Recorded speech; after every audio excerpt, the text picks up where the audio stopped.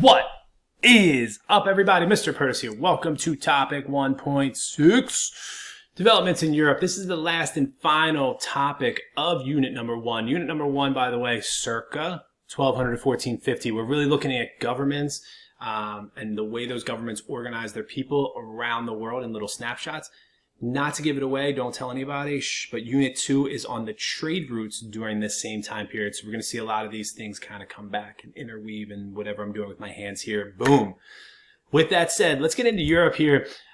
First off, if you don't know where Europe is, this is where it is. We're going from Portugal over to Russia right here. This is the Eastern Europe is on the cusp of the Ural Mountains. On this side would be Asia, but this is the Eastern Europe, which is the western part of Russia.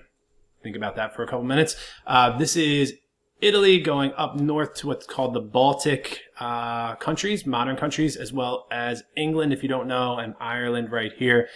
In this time period of circa 1200, 1450, with cultural developments and interactions, we're really looking at three major belief systems that all stem from the same tradition, which we talked about in the Islamic Empire video. We got the Judeo-Christian tradition, which is what Islam is based off of. And these are the three primary religions at this time in Western Europe. Not everyone practices all three of these, but you're not going to see a huge Hindu population in this region at this time. So these are the three beliefs that you find. There is two different Christian beliefs. And again, just so we don't get too confused here, a lot of times in the past I've seen people get confused on this. Christians are people who believe that Jesus was the Son of God. That Son of God was crucified by the Roman Empire, died and was buried, or put in a cave essentially, and then 3 days later, after his death, he emerged from the cave and came back to earth, came back alive. And then eventually he ascended into heaven. In this Christian belief, there are two different types of Christianity at this time. And eventually, by the end of this period, we're going to see even more different Christian beliefs emerge. And in this time, we're really seeing Roman Catholicism and Eastern Orthodox Christianity. These two, this is the orange is Roman Catholicism and this yellow is Eastern Orthodox. These two beliefs really separated due to cultural differences over 600 years. And in 1054, they officially kind of split from one another.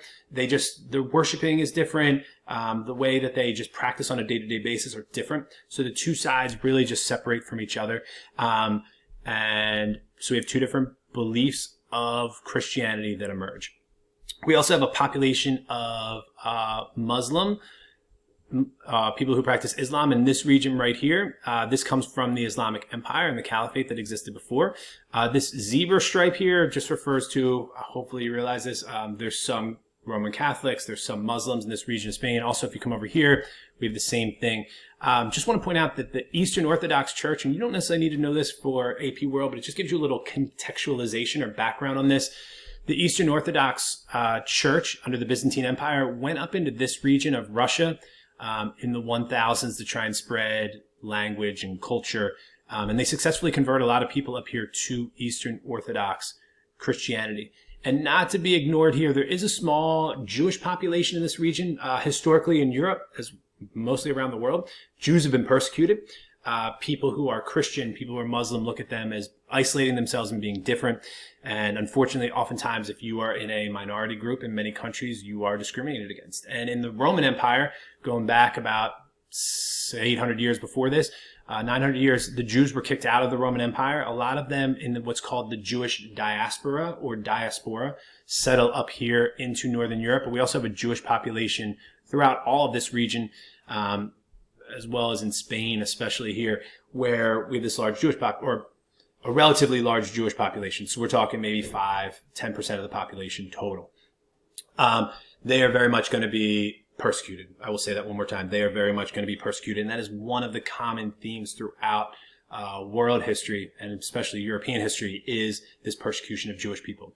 There is no central authority, and I'll get to that again in a second, but I just want to connect it here. Because there's no centralized government, there's no government to force beliefs on other people. So no one is forcing religious ideas on people. So we see kind of a little bit of a diversity here. If I fast forwarded this to a map in 1450, it's going to look a little bit different, but that's more for another time. So here's the deal with the government structure. This government in Western Europe is decentralized. The DE in front of this, DE, I'll come over here, DE refers to the opposite. So increase is to go up, decrease is to go down. Decentralized is to decrease centralization. So there's not a centralized government, which means power is broken up between numerous people. This is referred to as a feudal system. This is not unique to Western Europe. We see this in Japan at the same time. We see this in other regions of the world where the question becomes, I'm going to come onto my map. I haven't done this yet, so let's see how this works out. What's up, whiteboard? So here's what I got. So I want you to imagine, go a little pen here. This is my horrible attempt at a kind of rectangle. This is my land. Let's imagine this is huge. This is like New York State size. I'm living in 1200 Europe. I got this huge tract of land.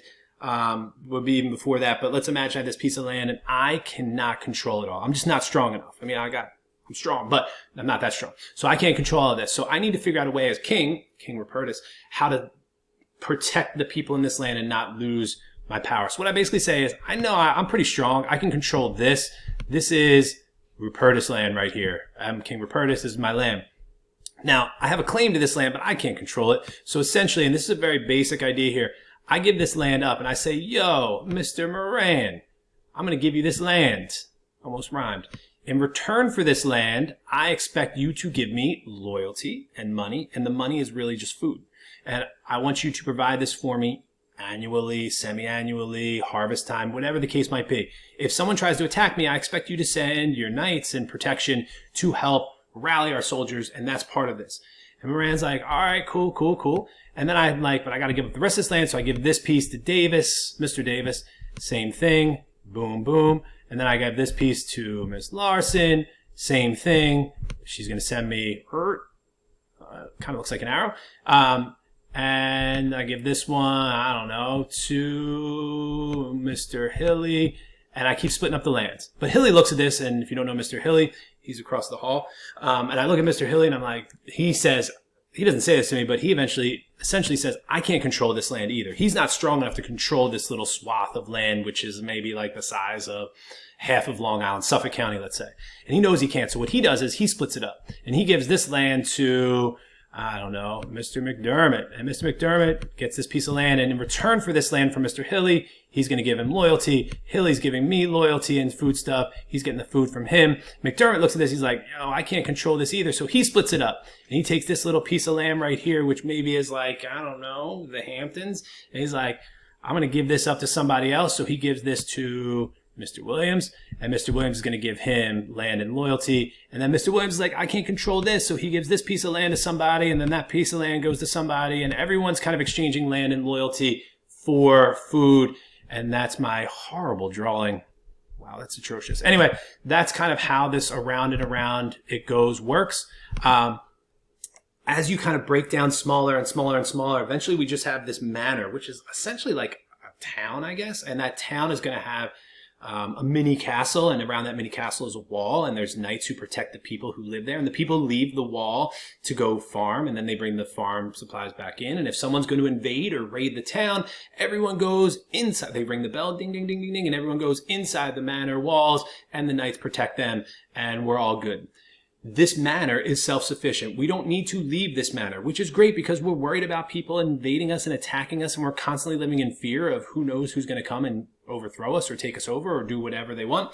So we're self-sufficient, meaning we don't have to trade. We might trade. There might be wanderers who come through with news or products or whatever, but we don't really trade. We're relatively isolated. This decentralization, this isolation is, the decentralization part is a little bit similar to South Asia that we talked about. But this isolation is really kind of unique to this region. We're not really on a major trade route.